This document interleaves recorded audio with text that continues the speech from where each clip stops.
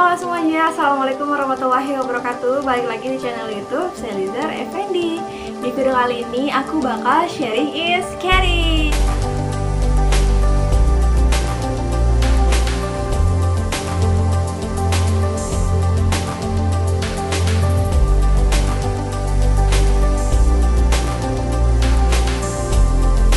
Nah, kemarin itu kan aku ngadain Q&A ya di Instagram. Terus ada yang nanya sama aku. Bentar ya, aku lihat dulu nih pertanyaannya. Nah, pertanyaannya itu adalah, Kak, apa perbedaan ta'aruf dengan perjodohan? Dan tahapan ta'aruf itu apa aja sih, Kak? Berhubung ini jawabannya sangat panjang, jadi aku minta izin sama dia untuk menjawabnya di sini, di video ini. Karena kalau misalnya aku ketik dan tahu gak maksimal juga jawabannya, mudah-mudahan di sini juga bisa mewakili jawaban yang dia inginkan, yang dia maksudkan gitu ya. Kalau perjodohan itu datangnya dari orang tua perempuan dan orang tua laki-laki yang mencoba untuk menjodohkan anaknya. Dari perjodohan ini ada dua lagi perbedaannya. Ada orang tua yang tanpa memikirkan perasaan anaknya, jadi anak cinta nggak cinta, suka nggak suka, ya udah mereka dijodohkan. Ada juga orang tua yang meskipun mereka sudah mengadakan perjodohan, ketika anaknya sudah dewasa dan sudah waktunya untuk menikah, mereka tetap menanyakan bagaimana kehendak hati si anak, apakah mau dilanjutkan perjodohannya atau tidak. Nah, seperti itu. Tetapi kalau misalnya ta'aruf itu datangnya pertama bisa dari orang tua, kedua bisa dari guru atau murabi, yang ketiga bisa datangnya dari diri sendiri. Contoh, kita pengen ta'aruf, lalu kita meminta bantuan sama orang tua atau guru kita.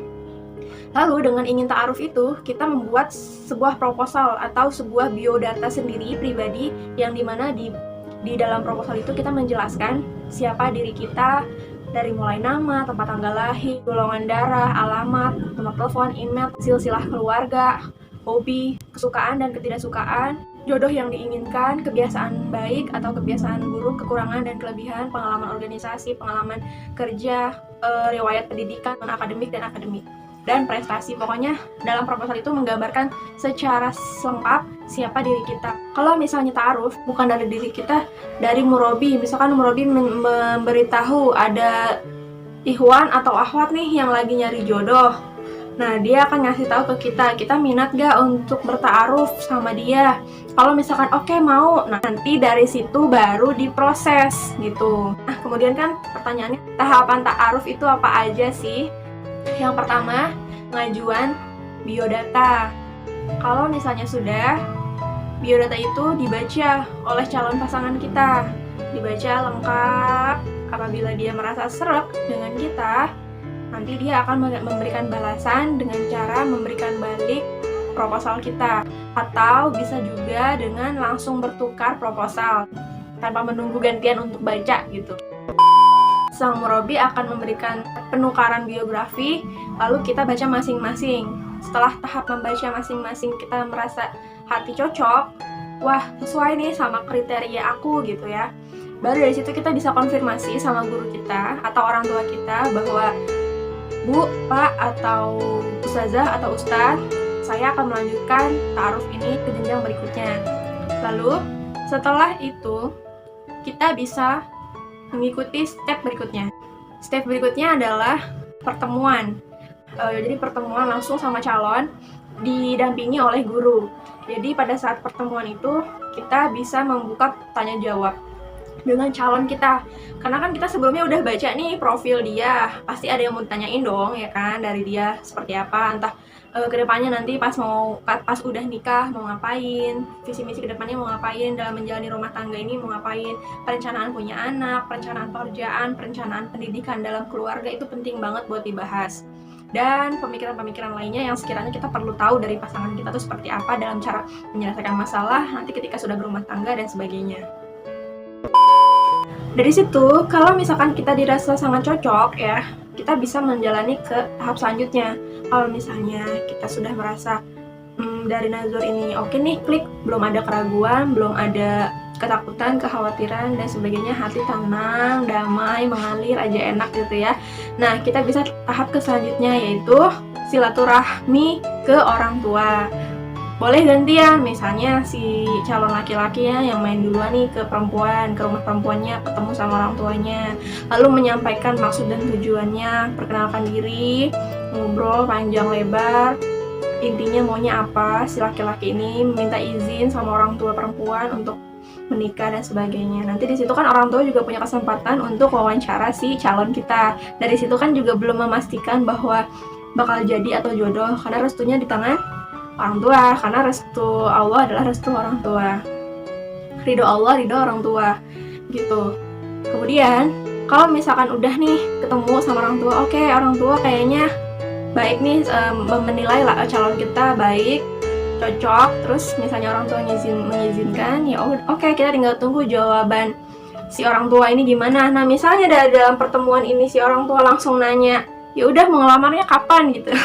Karena pengalaman aku dulu waktu lagi si calon suami aku pada saat itu main ke rumah, ibu aku tuh langsung nanya, ya udah mau ngelamarnya kapan gitu, setelah ngobrol panjang lebar ya.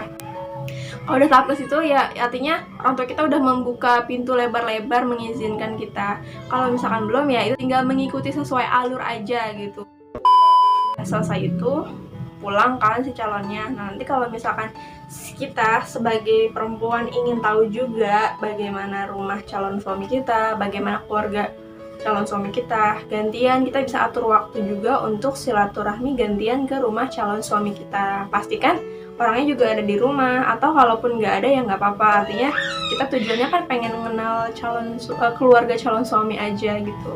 Ya udah, kalau misalkan udah ya tinggal main gantian juga mengenal siapa orang tuanya, keluarganya, lingkungan rumahnya, kayak gitu. Ada hal yang paling penting juga dalam proses ta'aruf itu. Jadi ketika kalian sedang berta'aruf dalam tahap pertama ya, pada saat kalian lagi baca-baca biografinya, tentunya kan baca-baca biografi hanya 1 hari cukup ya. Tetapi setelah 1 hari itu, sebelum kalian masuk ke tahap najwa, pertemuan yang tadi, kita perlu melakukan yang namanya investigasi, atau yang dikatakan bisa dibilang setelah membaca biografinya secara lengkap, keesokan harinya kita harus mau untuk mencari tahu, melakukan investigasi ke beberapa tempat. Pertama, sosial medianya.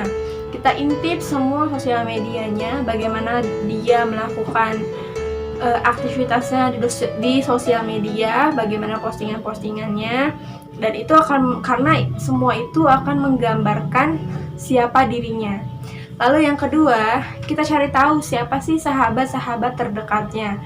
Dengan itu kita bisa bertanya atau kita langsung kontak ke sahabat terdekatnya untuk menanyakan tanpa sepengetahuan dia, siapa sih dia ini gitu, siapa sih calon kita ini, bagaimana karakter calon kita ini, ke teman organisasinya, ke teman komunitasnya, ke teman ngajinya, pokoknya ke teman kerjanya juga, semuanya kita berusaha untuk mencari tahu dia itu kalau menyelesaikan masalah dalam organisasi seperti apa, dia itu karakternya bagaimana, kalau lagi berkumpul bersama teman-teman organisasi itu dia kelakuannya kayak gimana gitu, bertanggung jawabkah, atau tipe orang yang suka hilang tiba-tiba, atau tipe orang yang suka pecicilan banyak tingkah. Kita kan perlu tahu juga gitu ya, untuk menunjukkan bahwa itu cocok nggak sama kita gitu. Nah itu penting banget, jadi kita harus cari tahu. Setelah itu kita juga harus cari tahu ke tetangganya, gimana dia di rumah memperlakukan ibunya, memperlakukan keluarganya, ayahnya. Karena buat kita para perempuan penting banget mencari calon pasangan yang perilaku kepada keluarganya pun baik gitu. Kenapa? Karena nasihat mengatakan laki-laki yang menyayangi ibunya dengan tulus dan patuh dan santun kepada ibunya, tentu dia akan menghormati dan memuliakan istrinya gitu ya. Jadi tahapannya itu setelah tadi, kalau setelah main ke rumah masing-masing, lalu tinggal menentukan kapan mau diadakan khitbah atau lamaran.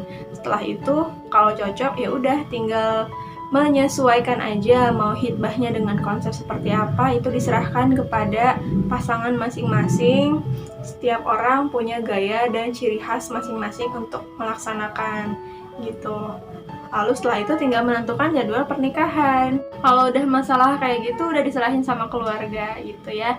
Pada intinya harus punya prinsip dalam setiap proses ta'aruf itu, tentunya diawali dengan sholat istikharah, dengan berdoa, sholat hajat, apalagi kalau misalnya tahapannya itu lancar, kayak plong aja gitu, nggak ada hambatan sama sekali, maka harus dilengkapi dengan sholat hajat. Kalau udah mendekati hitbah, udah mendekati tanggal pernikahan, itu harus banyak-banyak sholat hajat, memohon ampun sama Allah dan memohon kemudahan sama Allah. Kayak gitu sih pengalaman aku waktu menjalani ta'aruf dengan suami.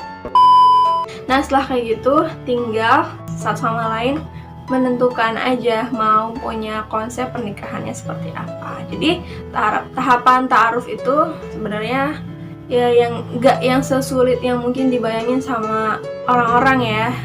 Intinya ikutin aja alurnya, nurut sama murabi, plus jangan sekali-sekali pengen komunikasi intens sama pasangan. Kenapa? Karena godaan pada saat ta'aruf itu kayaknya kita pengen banget ngechat terus, telepon terus calon pasangan kita. Padahal kalau ada kepentingan sih nggak apa-apa ya. Cuman kalau nggak ada kepentingan sama sekali, nantinya malah berefek ke ketidakmurnian atau apa ya. Jadi kayak nanti kita jadi punya hatinya condong duluan gitu loh. Jadi buat teman-teman yang sedang ta'aruf, semangat, serahin sama Allah. Jangan lupa banyakin doa, banyakin sholat istikharah dan sholat hajat. Terus buat yang belum, semangat juga ya, tenang, semua akan indah pada waktunya, semua akan cie-cie pada waktunya, dan sabar aja, jalanin terus, berusaha lagi, kalau gagal lagi coba lagi ya. Karena Allah akan menyiapkan pasangan yang terbaik buat kita, nggak di dunia, di akhirat pun ada. Oke teman-teman, terima kasih udah nyimak video ini, semoga bermanfaat videonya. Mohon maaf ya kalau banyak kekurangan. Assalamualaikum warahmatullahi wabarakatuh.